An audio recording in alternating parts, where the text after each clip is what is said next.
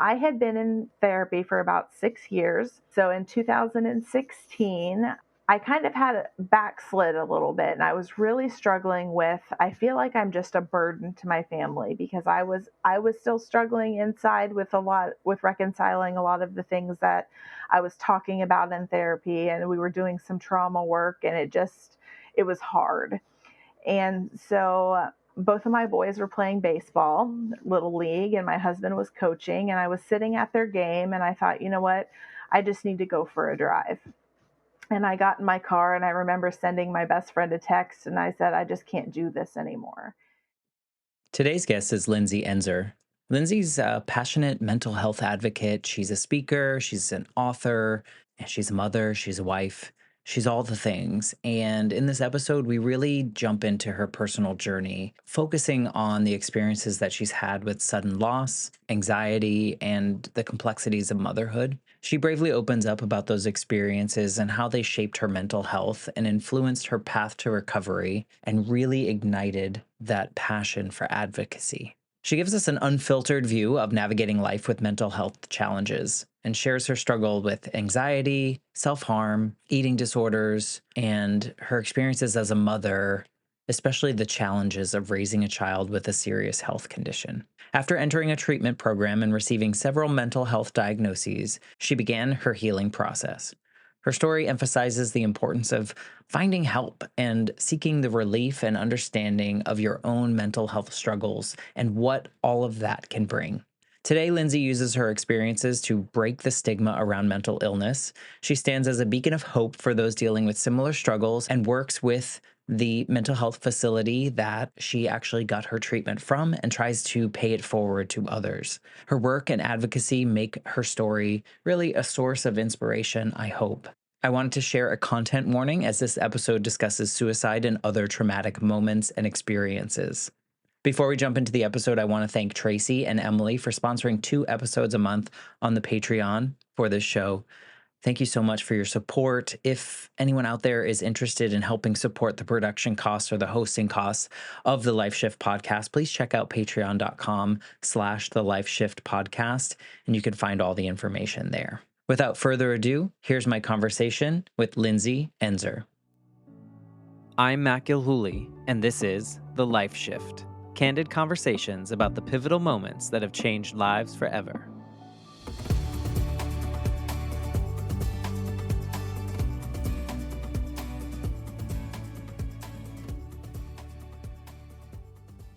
Hello, my friends. Welcome to the Life Shift podcast. I am here with Lindsay. Hello, Lindsay. Hi, how are you? Fantastic. I was just talking to you that I took a little bit of time off from recording. So hopefully I'm not rusty, but I took about 4 weeks off and I've finished one part of my career and I started a new chapter in my career. And it's been an exciting journey and I'm getting into that. So now the Life Shift podcast, as of this recording, this is the start of year 3 of the podcast, which blows my mind. That's awesome. Well, thank you for wanting to be a part of the Life Shift podcast. I'm not quite sure how we found each other or how you found me. Do you recall? Yes, you recorded Laurel from the Young Fables, and I'm a big fan of them. I've seen them a couple times in concert, and I watched her episode, and I thought, you know what? I think I'll reach out and see, if there's something there for me to do. I love that.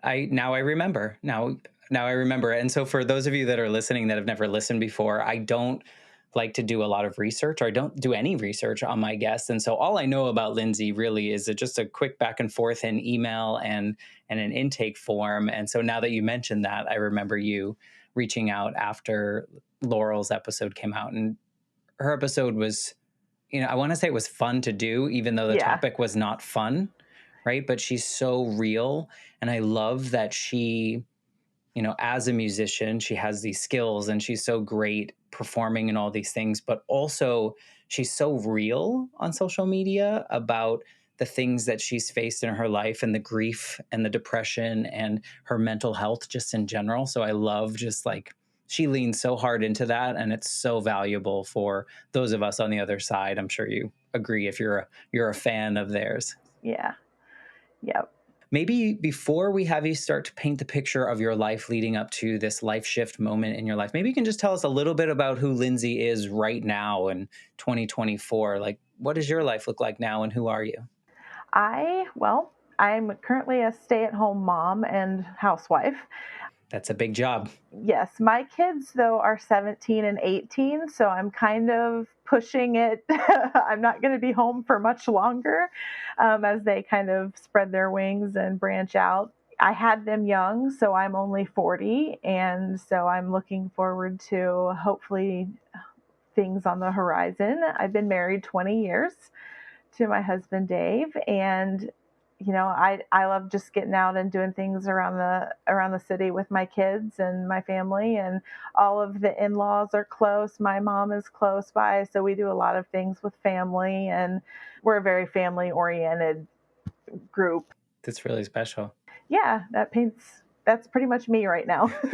Before we started recording, you mentioned that you've pretty much lived in the same area for nearly your entire life, except for 2 years of your life. And Yeah, me, on the other hand, I've moved 35 times. And so it's like so beautiful to hear that you have this life now with all these people that you love around you that you can spend all your time, and it probably feels very, very much like home. it Whereas does. I don't know that I can describe a place that necessarily is. I don't know what home is because I've moved so many times. I just have a house, like it's kind of in that way, but that it just sounds so beautiful to the way you describe it. It sounds like a hug because everyone's around you. Yeah, and my in-laws have been a number one support, especially when my kids were little, because they're only 15 months apart. So I needed a lot of help in those early years. And so I just feel like my kids have grown up with grandparents helping, in the raising them process. You're right. It feels like a hug. It's a good place to be. Are you excited or nervous about this empty nest portion of your life coming up? I am nervous because since I had my first child at 21, I didn't have any real like work experience or anything before that. So I'm stepping out into the unknown. I don't know what's out there. I don't know. I have a degree in psychology. I'm not sure if I'll follow that and use that down the road, but I am a little nervous because I don't know what the future holds. I think are you excited at all though? Is there a little bit of excitement There's a in little there? bit of Yeah. excitement. Yeah. Yeah. Yeah, I just turned 43, and during the pandemic, I turned 40 and I did a second master's degree in a totally new area. And so this is my new chapter starts at 43, and I'm super excited. This podcast started, I guess, when I was 41. And so I'd be excited, be a little bit Yeah. excited. I know it's scary because it's like, what do I do? I have so many Right. options now, but Yeah. I'm excited for you. And I hope that your life experience fuels what you go into in this next chapter of your life. And so I think that's a good segue into talking about this life experience because it's not all sunshine and rainbows. It's not all the hug that we describe. And I think it's important for you to share this and for people to hear this because my goal with the Life Shift podcast is really each episode finds the ears that need to hear it the most and so that they feel less alone in their experience. And for so long, I didn't hear people talking about the hard things, the things Yeah. that we had to overcome or that we chose to overcome or that we were lucky enough to overcome or work through. So thank you, one, before you even tell your story, for just wanting to be a part of this to share your story in hopes that other people out there will hear it and feel a little less alone in what they're experiencing. Yes. I'm a big mental health advocate, and that's a part of my story that we'll hear in a few minutes. I'm a speaker and a published author, and You skipped all that. I did skip all that. That's a big thing. it is a big thing. I'm a big mental health advocate from the patient's perspective.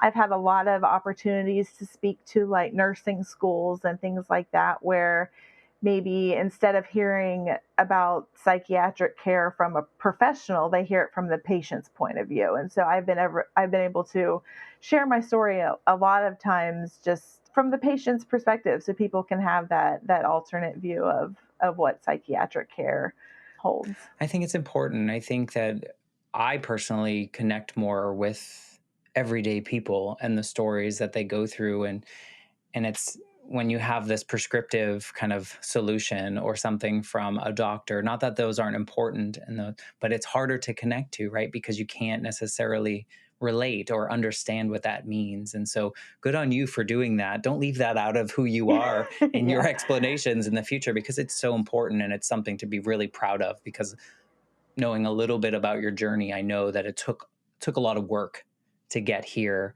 and to be the source of being an advocate now. So maybe you can kind of paint the picture of what your life was like leading up to the pivotal moment that we're going to really center this conversation around today. Okay. Well, it starts when I was very young. When I was 8 years old, I lost my uncle to suicide. And about 6 weeks later, my dad died suddenly of a heart attack. And then my mom remarried only 5 months later. And then so we moved, had a new house, new city, new school. My world was rocked at that time. And I became a very anxious child. I never wanted to leave my mom's side. And I remember being in school, probably third through fifth grade, and I was at the nurse's office every single day. My anxiety manifested itself in physical ways. I constantly had stomach aches, I had headaches, I didn't, I was constantly looking for reassurance, and I really struggled in those really early years. It's very interesting because I can completely relate to that, because my mom died when I was 8 and same age, Yeah, and it was sudden. It was an accident, and my father lived 1,000 miles away, so I had to move like you did. So all the descriptions of that, so very similar, and I think probably very common, because as an 8-year old, you didn't really understand what all of right. that meant. It felt like abandonment, I'm Hmm. sure. For Yes. me, it did. It felt like Yeah. my mom abandoned me. I know she died and it wasn't her fault, but it felt like someone abandoned me. So now I have to perform. And I wonder if you felt this way. I have to be great. I have to do everything right so that who's left also doesn't leave. Does that resonate with you? That 100%, because I eventually turned that anxiety into throwing it into my academic career.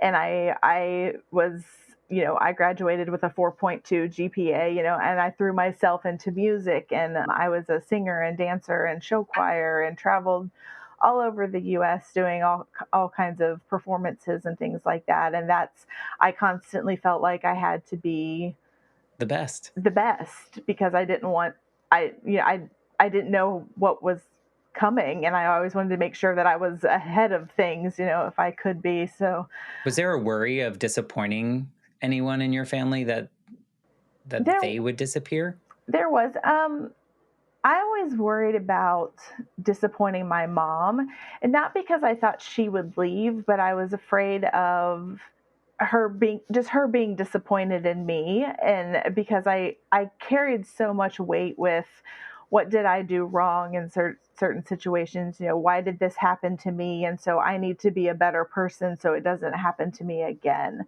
And so yeah, I had a lot of angst about that. Do you recall as a kid, and I'll let you go on with your story, but do you recall as a kid, because we're roughly the same age, that if there were any resources that were given to you or would offered to you in a way that would help you process grief in a way? No, Okay. unfortunately Same. not. Yeah. No, there wasn't really anything Yeah. at the And time. the people around you, did any of them help you through it, or was it just kind of we don't talk about It these was things? Yeah, that's how it was. It was everything happened and we just moved on and kept pushing forward. We didn't talk about anything. We didn't, we just kept going. And meanwhile, the both of us just pushed that down and pretended as well Yes. until I'm sure at some point it comes back up. It did for me. So, It as well, me as well. yeah, I'll let you go on with your story, but I can relate to so much of that early childhood and how long it took me to get through that. Yeah. So after, like I said, I threw myself into my academics and the music and everything like that. But at the same time, I struggled inwardly because I didn't know how to, again, deal with the trauma that I had experienced. And so I started like self harming, and I developed an eating disorder. And because that was my way of finding control of the situation that I felt so out of control in. And that was pretty much my adolescence. That sums it up. It was music and I mean, but the manifestations of grief release, I hmm guess. I don't know how to, like, it's almost like I'm like thinking of like a letting air out of a balloon in a yeah, way. It's like those self-harm moments and eating disorder same. I think yeah, this is a common thing because we weren't given the tools. Like right, nobody showed us like, first of all, you're allowed to be sad, you're allowed to be mad, you're allowed to be all the things, and there are proper ways that you can probably process them, but we weren't given all those tools and we felt like we had to be perfect. And then it leads to these things which are major, and they probably still, maybe I'm speaking for myself, but they probably still sit in the back of your mind even if you feel like, oh, that's a thing of the past, it's still it's still there. there. Yeah. I think my biggest struggle was with my mom remarrying so soon after. I just felt like I wasn't allowed to grieve, or I wasn't allowed to talk about my dad anymore, because we had all just moved on and started a new life. And so that I just turned all that inward, and it became self-destructive. Do you look at that differently now, your mom finding a new partner I do. quicker? Yeah. I look at it now from her point of view, and I can't imagine losing my husband. She was 32 and had me, and I can't imagine what she was going through, and I don't try to imagine that, but I think she was just trying to pick up the pieces and carry on herself. Well, it was probably a band-aid too. I, Yeah. I think, Yeah. like, let's not talk about, let's just kind of Yeah. move forward. Humans are Yeah. interesting. Yeah. So, yeah, like I said, that was pretty much my adolescence. I just, the eating disorder got really bad, but I kind of just, I didn't ever tell anybody. I didn't let on that I had that problem. It wasn't overly obvious. I wasn't like, I had bulimia, so I wasn't terribly underweight or anything like that. So nobody could see it. It was something I held very quietly to myself. But my whole life, all I ever wanted to be was a mom and a wife. And I met my husband when I was 18. And I was engaged at 19 and married at 20. Then I had a baby at 21 and another at 22. You're just checking them off. Yeah, life moved on pretty quick. And looking back, things moved a little too fast for me. I had a hard time processing, you know, just coming out of my adolescence, really, and moving straight into this full adult life of a family and everything like that. I struggled a lot. After my second son was born, I had horrible postpartum depression and anxiety again. It was unbearable. And that was about the time my husband said, you know what, you need to seek professional help for this. Were you aware? Were you like Yes, fully aware of that everything was pretty terrible? yeah. My oldest son he was born with congenital heart and lung defects, and he has a brain tumor and had 24 anaphylactic food Oh allergies. God. So I was constantly anxious about that as well, because I'm advocating for him, and we were all over the country looking at different doctors trying to find treatments. And so I kind of stifled my own past history and anxiety and focused on him. And that, now looking back, was an unhealthy thing to do, because I just, Survival mode. yeah, exactly. Side note, he is doing much better now. So, I mean, it's um, like your anxiety is just stacked and stacked, and you're just like, the stack becomes the new normal, and then we just uh-huh, add some new ones, and then we just exactly. add some new ones. And do you feel like, looking back at that, wanting to have this family, was any of part of that like filling a void Yes. of, I think whenever I first started dating my husband, I thought, you know what, my family life was relatively unstable. I'm looking to create the perfect family so I can have that stability now. Yeah, that's a big topic of therapy still for me today. Just and I was rightfully so. I mean, I yeah. think that years of not addressing things that happened to us when we were kids, it's like, I think it's a forever project. I think Yes, it is. Do I you agree. also, because you were talking like you got you started dating and then you got engaged and then you got married and everything started to feel like when you explained it to me, I saw a checklist in my mind. Was any of that like, okay, this next checkbox will be when I am happy or Yes. when I feel fulfilled or when I am successful? Yes, I was looking for the fulfillment and for the stability. That's really the best word I can come up with. I was just looking for a stable family life. Were you finding that with each check mark or were you like, one more thing, one more thing? No, I did feel that way. I did feel like I found it. The only thing is all of the anxiety and depression that I had started to get to the point where it was bubbling over, And your and husband was all, noticing. yeah, and all of a sudden, when my boys were about 4 and 5, when he was finally like, Lindsay, you have to go seek treatment because you're not well. That takes a lot for him too. Yeah, I reached out to a center here in Cincinnati, a mental health facility, and I originally went in for treatment of my eating disorder. That was what the intake process, that's what I told them was the problem. And so they paired me with an eating disorder therapist as well as a psychiatrist to kind of help.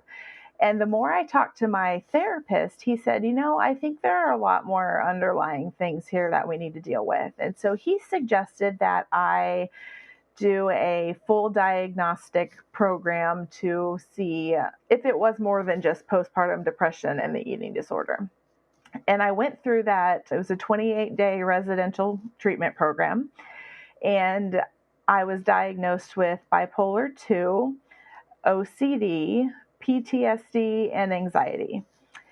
And once we had those diagnoses, the my psychiatrist was able to start medicating me properly.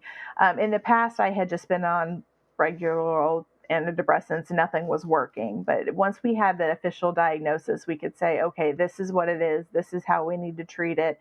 And I did see some progress there.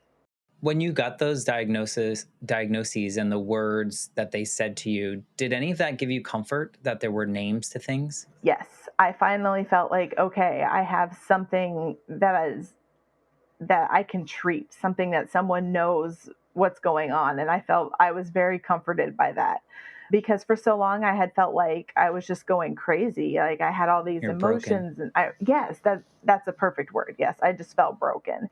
And so when someone said, "Here, this is what's really going on, we can start putting the pieces together to help you build a life that you want to live." First of all, that's really impressive. I think when you're in this state of depression and deep depression and postpartum, I don't know that obviously, but all those pieces, it's really hard, I think, and really commendable for you to say, yes, I'm going to do that. Yeah. I mean, it's great that someone you love very dearly told you and was honest with you and let you know that it's probably time for you to do that. But Yeah. good on you for choosing to do it, but also to go even farther and do the 28-day resident, like, and agreeing to that, because that's really big. And I don't think a lot of people would choose that. Yeah, I mean, it's hard to walk away from your family for 28 days and say, okay, I'm going to focus 100% on all these things that are very uncomfortable for me because in order for them to diagnose me, I had to tell them my whole life story, and that was really the first time I had ever done that, and it was scary. It was hard to do, but now looking back, it was the best thing I ever could have done. Really. Yeah. Yeah. Telling your story for the first time really has some interesting power. Did you feel Yes. that power telling? I mean, I know you were in a different type of situation telling it, kind of like a semi forced way of telling that. But also, did you feel that? Did you get some power from that? I did, and I felt like this relief, like, okay, finally somebody can hear me and somebody knows what's going on, and I'm not holding all this inside to myself. Because I really didn't even talk to my husband about a lot of this stuff. I didn't, and I was very isolated. I didn't have a lot of friends, mainly because I didn't want to, what's the right word? I guess I felt like I was kind of a Debbie Downer a lot, and I didn't want to burden my friends or burden people around me. So I was just kind of a loner, and I just kept it all to myself. And that was very detrimental for me. It's not good for anyone. And I think, the people that love us and care about us want to hear that, as hard as Hmm. it is, Right, and they're not going to be able to fix it. Right. right. But there is some kind of fixing power by saying it out loud. And I think it takes the power from it away and gives you the power, if that makes any sense. Like it takes the power away from the depression and gives it back to you in some ways. So after those 28 days, like, did that change you? It did. And I think honestly, getting on the right medication combination was a blessing in disguise. That was like, I needed that. It helped my mood regulate a little bit better. I will say it did take probably about 2 years to get the full combination of medication correct to where I was actually back to functional. Because even though I was a mom and I was advocating for my son's health issues, I wasn't very functional. I was sleeping all the time, and I wasn't at my full potential. So once I finally found the right medication combination, I just felt alive again. I realized how much I had missed out on, and I found some joy finally in parenting and staying home with these two little boys that I had. So this is like late 20s, I'm guessing. Yes, yeah, mid to late 20s. So Yeah, was everything smooth sailing after that? no, not at all. Because it's a lot of work, It right? It's is. not like a one and done, like, oh, I emptied all my feelings and now take this medicine and I'm fine. Yeah. So this comes to that pivotal moment that we're talking about. I had been in therapy for about 6 years. So in 2016, I kind of had a backslid a little bit, and I was really struggling with, I feel like I'm just a burden to my family, because I was still struggling inside with reconciling a lot of the things that I was talking about in therapy, and we were doing some trauma work, and it was hard. And so both of my boys were playing baseball, little league, and my husband was coaching. And I was sitting at their game, and I thought, you know what? I just need to go for a drive. And I got in my car, and I remember sending my best friend a text, and I said, I just can't do this anymore. And I got on the highway, and at 110 miles an hour, I crashed my car off on the side of the road into a concrete barrier, fully expecting to end my life because I just felt like I was a burden, and I just didn't want to live that way anymore. And I woke up, I had gone through the windshield. I woke up in a trauma bay at a hospital, and a doctor got down. I was strapped down because they weren't sure what injuries I had yet. And I had a collar on my neck, so I couldn't really move. And this doctor got down on his knees and he said in my ear, he said, I have no idea how you survived what you just survived, but believe me, it was for a reason. And that, at that moment, I was like, it was this epiphany of, you know what, maybe I really am here for a reason, and there's more to this other than just the pain that I'm living. I'm sorry that you had to face that moment because I can understand the desperation that you must have felt at that Yeah. before getting in your car. And Yeah. it's a deep desperation, and I'm sorry that you had to go through that. Thank What I was you. going to say is what that doctor said, someone probably said to you before. Yeah. And it was Yeah. just like this right moment after probably the scariest, hardest, deepest, darkest part of your life. And it Yeah. was just like the right thing that triggered the Mhm. lights on. Like, Yeah. we're gonna do this. I'm sure everything wasn't rosy after that right away, but the idea that something can switch in our brains and go, okay, wait, I am in control of this. I can move through this. Yes, and the other big thing that really got to me about that whole incident is I walked away from that crash with only a concussion and a few scrapes and bruises. I had no real severe injuries whatsoever, and that in and of itself, once I saw the pictures of my car and how destroyed it was, that was a big deal. I mean, I and that's when I looked at my life and said, you know what? I remember my husband coming to the hospital, and he sat next to me, and he's like, he was desperate, had that desperation look on his face, like, I don't know how to help you, but I want you to know I'm here with you. I'm not leaving you. You're not a burden to me, and I want you here. And I went on to spend off and on probably 5 to 6 weeks in a locked psychiatric ward. Different things Sometimes it was medication changes that were dangerous to do outside of a hospital that I need to go to. Sometimes it was, I still dealt with those suicidal thoughts even after that accident. I mean, that didn't just magically go away just because I had that incident. And so there were times that I needed to go to the hospital just for my own safety. Yeah. But you And knew to but I do that. knew, and it was easier for me to say, okay, I would talk to my husband and say, you know what, I'm not feeling safe, and I don't think this is something I can get through with you just staying home with me for a week. Like, I think I need to go to the hospital. And it became easier for me to talk about once my story was just kind of all out there, because when something like that happens, your whole family suddenly learns everything that's been going on, because that was a shock to them, that incident, because a lot of my family had no idea I was struggling at all. And then for them You to wore get a a good phone mask. call, yeah, and for them to get a phone call that, hey, this is what just happened, and that it was a shock to a lot of people. But did that offer you the opportunity to have deeper conversations and relationships with some of those people that maybe just didn't know? Yeah, it did. After the car wreck, I spent 2 weeks in a psychiatric hospital, and family and friends and people I didn't even know would even think of me came to visit me, and they all just wanted to know, what can we do to help? What's been going on? And they started asking me questions, and I started opening up. And talk about relief. I finally felt like I didn't have to hide anymore, and that I wasn't just living behind this plastic smile. I was finally able to be myself and to be real and be exposed. And I realized people aren't getting up and walking away saying, oh my gosh, she's crazy, I don't want anything to do with her.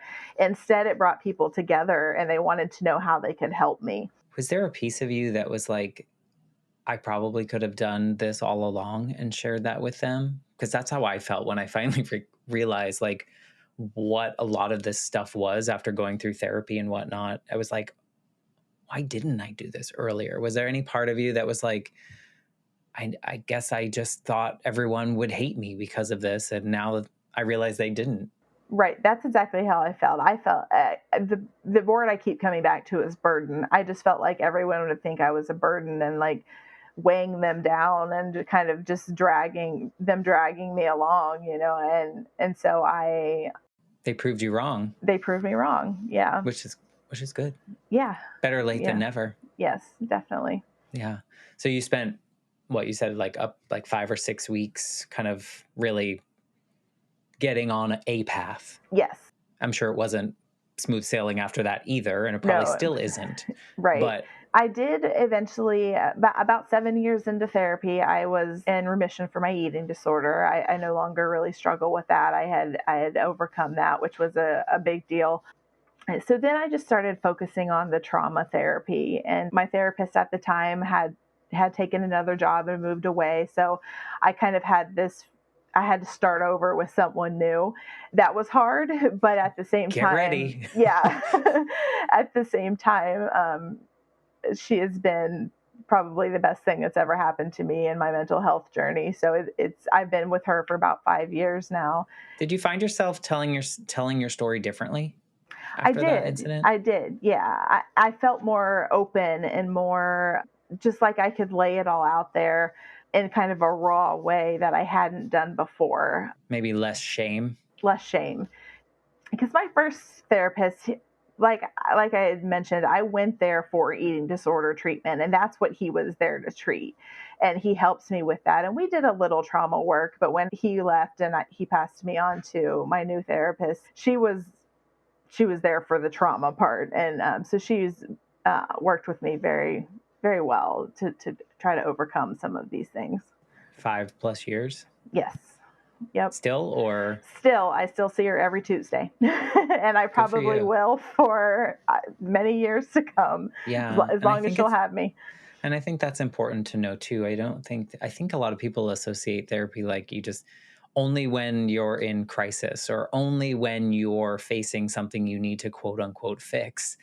But therapy can be good for just regular, if we want to call it maintenance. Yeah, and there are some weeks I go in there and we just discuss what's happened in the last week of my life. It's not always the deep dark secrets. We're not always deep diving into trauma. Some days it's just, how are you doing getting through life this week? What's the biggest thing that you do differently now in the way that you approach life? Do you find yourself on the upswing more, or you?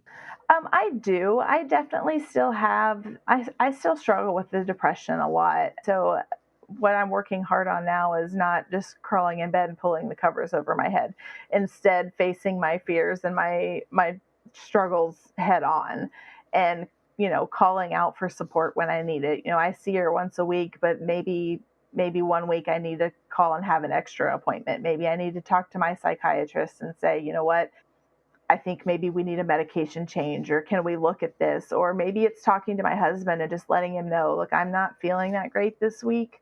I just want to give you the heads up. If you see me acting in any certain way, let me know so that I can, kind of figure out what's going on within myself. It sounds like you're way more of an advocate now for yourself I am. Yeah. than maybe before, when you were taking care of everyone else around you and taking care of those things, rightfully so. But now it sounds like you're more in tune, maybe, with. Yes. I Yeah. mean, I guess you were always in tune with what was happening inside in some capacity, but now you know how to like get I that know how to out. ask for help now. Yeah, that's Yeah. hard. It is. That's really hard, It is. right? But I think once we get past the fact that for the people that we love, we're never a burden, because they love us for who we are and what we offer, and that's good, bad, ugly, all the parts, all the things that we offer. Yeah. And once we get past that, I think it makes it a little bit easier to, like you say, like if you're having a rough time, now you can say it out loud, which gives it less power. Yeah. I don't know if you feel that. Sometimes when I'm having like I call it a meh day, and I'll tell the people, I said, like nothing's wrong. Like nothing specific is wrong. I'm just not feeling so great right now. And I'll tell people that. I said, don't worry about me. I just want to share it. I want to get it out loud. I want to get it outside of my body. And usually, I go through my process and I can get back to status quo. But there is a power in being able to share that and not feel bad about it or shame or like you're a burden in some capacity. So good on you for doing that. Thank you. It's really been through that I've found my voice to advocate for other people. How did that come about? Well, the facility that I received my mental health treatment from, probably, I want to say 4 or 5 years ago, one of the marketing women contacted me and said, hey, would you mind filming a video of kind of sharing a little bit of your story so that we can use it for an outreach and to promote our facility? And I said, sure, I would love to do that. And then from that came people from magazines calling me and saying, hey, will you do a magazine article? Tell us your story. Tell us, there's been a lot more draw towards mental health in the recent years, and people want to know. Thankfully. Yes, thankfully. And people want to hear other people's stories, and it's just worked out that way. And then through those events, I've had people call and say, hey, will you come speak to, this high school group or this nursing school or wherever, and things just kind of fell into place. That's where I am now. That's big though, because I think of the younger version of you full of anxiety. And I would imagine that saying yes to some of those things induces some anxiety. Is that true It still? does. It does. Yeah, but it's definitely not as severe. That's for Yeah. sure. But And yeah. how do you find the yes, or is it easier now these days because you've done it and you've seen it, you didn't fall apart doing it. So Yeah, I you're pretty much safe. say yes to any opportunity that I get, because I have this burning desire in my heart to just let people know that they're not a burden, that it's okay to ask for help, that, even if I say, you know what, come up to me after I get done speaking and I will talk to you if you have nowhere else to go. I just feel like I know what it felt like to be so alone all those years. And I want to get the message out that you don't have to be alone.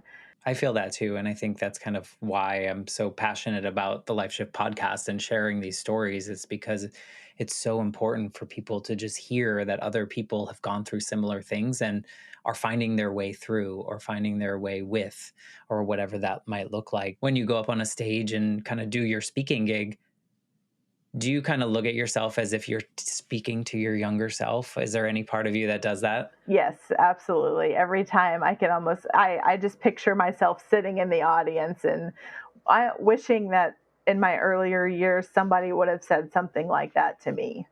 And that's a big reason why I do it, because I didn't get that and I needed it, and I want to make sure that if there's somebody out there that needs it, that I can hopefully play a part in getting that message across to them. Yeah, I found that it's interesting. I think there's some part of everybody's story that can resonate with someone else. And sometimes I'll have guests on the show and they'll share a part of their story. And then I'll hear from people behind the scenes and they'll say, "Oh my gosh, when so and so said this." And I was like, that's not the part I would have imagined that you would have picked up on. So you never really know how what you say in any moment, it doesn't have to be on a stage, it could just be in a conversation. You never know how people's words might hit someone else at the right time, at the right moment. Kind of like the doctor getting down next to your bed and just telling you like those words that you might have heard before, but just at the right moment, they kind of resonated in a way that was kind of unexpected. So I would imagine that the people that you're helping or at least speaking to, there's something in there, even if it's not like, oh, I know exactly how she's feeling, but Right. those kind of moments. So Yeah, that's got to be very fulfilling. Do you it hear is. from a lot of people?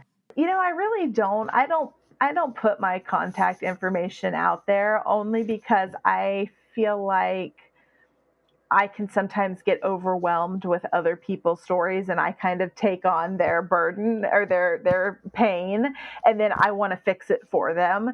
So I do better if I can walk up on stage, share my story, talk, and then walk away. I'm not always the best person to like call for if you're struggling because That's understandable. it's hard because I'm a fixer and I want to take on their problems and fix it for them, and I can't do that. I like it. It's boundaries. I It think is. it's important. That's hard. That's a hard one because Yeah, as an empath, you want to help them, I'm sure. exactly. Yes. And you can't. You don't have the space. And that's okay. You might have it someday. But I think I never really thought about that. I think I talk to a lot of people that, do speaking in whatever kind of way. And maybe it's not as personal as yours or I don't know, it's different. But they're always so available and always so, like reach out to me and do this. And I love that you don't do that because you can't right Right. now. I Right. mean, you can, Yeah. you're able to. You just know that it's not you don't have the space for that right now. You're still on your healing journey. You're still finding your bliss and your space of happiness. And so Correct. I think there's a lot of value in just saying that out loud because I think as Americans, I think we're taught that like has to be everything. And we forget that like we can't handle everything. Right. Right.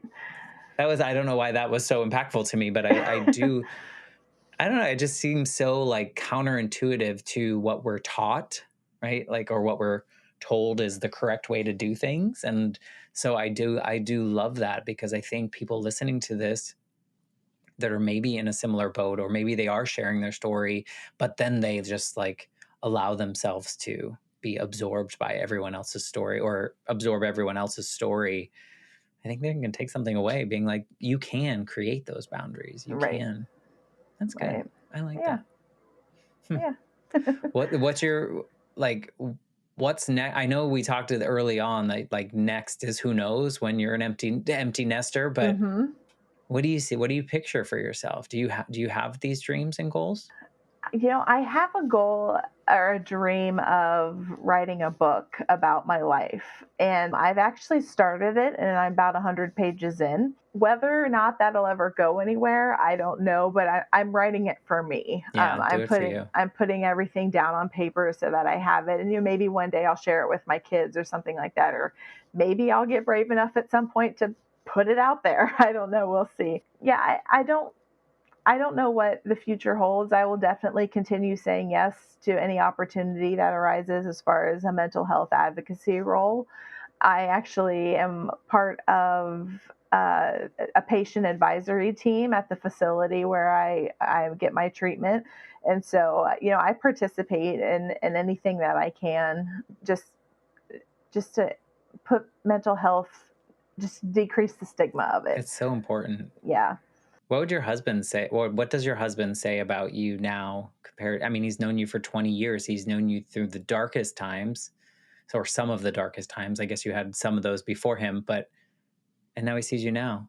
Yes, I have to say within the last probably 5 years or so, our relationship has just blossomed. I think for so long, I was such a mess, and he was always just trying to hold the family together and trying to take care of me and making sure the kids were okay. And there was a lot of, I don't know if he has any negative feelings about that, but I know right now he feels a bit of relief that, finally we can have a true relationship that isn't revolving around me being in the hospital or me being suicidal or me being, having these issues Or hiding or or masking. hiding or masking, because there was a lot of that came out after that my suicide attempt that he didn't even know, and he had been married to me for, well, at that point probably 12, 13 years, and he was taken aback, so now I'm able to be fully honest and open, and we have that line of communication, and we have such a deeper relationship now, and things are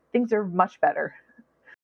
Well, I can imagine how open that must feel, like a flower opening kind of thing. Like you were always there, but you were like, closed up a little bit, and now you can comfortably open up and with each other and have a full life together instead of, what I picture if I was in your situation. I picture that those moments I was doing everything I could to be the best wife, partner, whatever that might mean, which means that I must hide certain things because that wouldn't make me the best. And now you can be just like, I'm not perfect, and that's okay because nobody is. It's nice to know that we don't have to be perfect. I think there was such a burden I'm sure you felt from the age of 8 that you had to just be great at everything. Yeah. Yeah. It feels And better now, right? it does. It feels so much better. One of the things, I was able to hide so much about me because my son was so sick, and I was researching hospitals and doctors and medications, and I spent so many years so involved in that that I could hide everything that was going on with me, and that was the distraction. And so when everything kind of came to a head in 2016, it was just like this, oh my gosh, where did all of this come from? Yeah, like you said, it was kind of like that flower just finally being able to open up, and I can say I could take care of him and take care of me. We could do both. And you can be wrong and you can break things and you can fail at things, and that's okay too because you're just being the human that you are. And flaws and all, like all of it makes you you, and I think it gives you your unique story. As tragic as it is, hopefully it continues on this happy ending journey that you're going down now, Yeah, with like kind of living with intention more, and finding the space that lights you up, and not just doing the things that you think you should be doing or what other people think you should be doing. So good on you for that. It's very inspiring because it could have changed, it could have been a lot different, it could happen. you Yes. know? And then I'm sure, as someone that experienced this as a young child, after that, after surviving that, you probably thought of your kids, of and how their lives would have changed, and how, and those are the things we don't think about in the moment. We don't think about because we just think if I'm not here, everything's better because I'm a Right. mess. That's how I felt. And I remember whenever I walked away from the baseball game that day thinking, you know what, they're better off without me. Which isn't true, but this is the No. lies that we tell ourselves. Yeah. Yeah. And I have an excellent relationship with both of my boys now, and they're on the cusp of adulthood, so it's a different kind of relationship, and we have fun together, and I'm so happy to be here. And I don't know that 10 years ago I could have said I'm happy to be alive, but today I can say that. I like to kind of wrap up these conversations with a question, and I'm wondering if you, knowing what you know now and all the things you've been through, if you could bump into Lindsay at that baseball game that day, is there anything that you would want to tell her? I would have said you are not a burden. You are very loved, and your family needs you. They need you here, not 6 feet under. Yeah, you Yeah. needed to hear it. Yeah. And I don't want to discount it because I bet people in your life told you that. Yeah, You just weren't ready to listen or hear right. those particular words and take them in. I'm sorry that you had to go through such devastating time since you were 8 years old up until that really hard time. But I bet it's taught you a lot. It has. Yes, it's taught me a lot of compassion and empathy towards others, and to not be quick to judge other people because you just never know what they've been through. Yeah. No, it's such a weird space to be in. I don't know if you can relate to this, of like being grateful for what's come of moments that are really hard, Hmm. but not grateful for those Yes. moments. Yeah. Like I'm not Yeah. grateful that my mom died. I'm sure you're not grateful that your father died or your uncle died, or that you chose to do what you did at that time. But we sure did learn a lot from those Yeah. experiences. Yeah, Yeah. definitely. Well, Yep. I appreciate you sharing your story in this way and letting me ask questions and relate to my own journey. It's really fulfilling, and I never realized that these episodes would also heal me in a way. So just thank you for that. Sure. Thank you for having me. This has been fantastic. I don't know if you're going to want to answer this because I don't know if you want people to reach out to you or connect with you or find you in places. But if by chance you do, where can they do that? My email address would be the best. They can email me. It's my name, Lindsay Ensor. So it's LINDSAYENSOR at gmail.com. Perfect. We'll put that in the show notes if you want. Yeah. If not, Yeah. people No, listening can just. I'm very open to people reaching out. Yeah. For any reason, I'm here. All right. Well, I appreciate you. Thank you for sharing that. We'll definitely put that in there. If you're experiencing something that Lindsay has gone through or knows about or has experienced herself and you just need to reach out, I think she would appreciate that. She's not going to solve your problems. She's not going to absorb all of your story, but she might have some resources or something that she can point you towards. So please take the opportunity to either reach out to me, reach out to Lindsay, and thanks again for being a part of this, Lindsay. Sure. And can I say one quick Of thank you? course. Yes. I've invited my medical team to watch this whenever it gets posted. So I just want to thank them, my therapist and my doctor, for the work that they have done the last 15 years with me. They've been a huge part in why I'm still here, and so shout out to them. Shout out to them for holding your hand through this because it's not easy for them either. So we we are so grateful to all the people that are working in that space, that are working like with their heart first, because it's a lot of work, and not all of it needs to just be this medication. People always want to check box. They need to listen and hear you. And so thank you for helping Lindsay to get to this place where she can help other people through her story. So yeah, let's shout them out. Thank you for Yeah. that. And if So you are listening and you enjoy this episode, I'd love a rating and review, or I don't know, share this episode with a friend that you think might need to hear Lindsay's story. And with that, I'm going to say goodbye, and I will be back next week with a brand new episode of the Life Shift podcast. Thanks again, Lindsay. no problem. Thank you.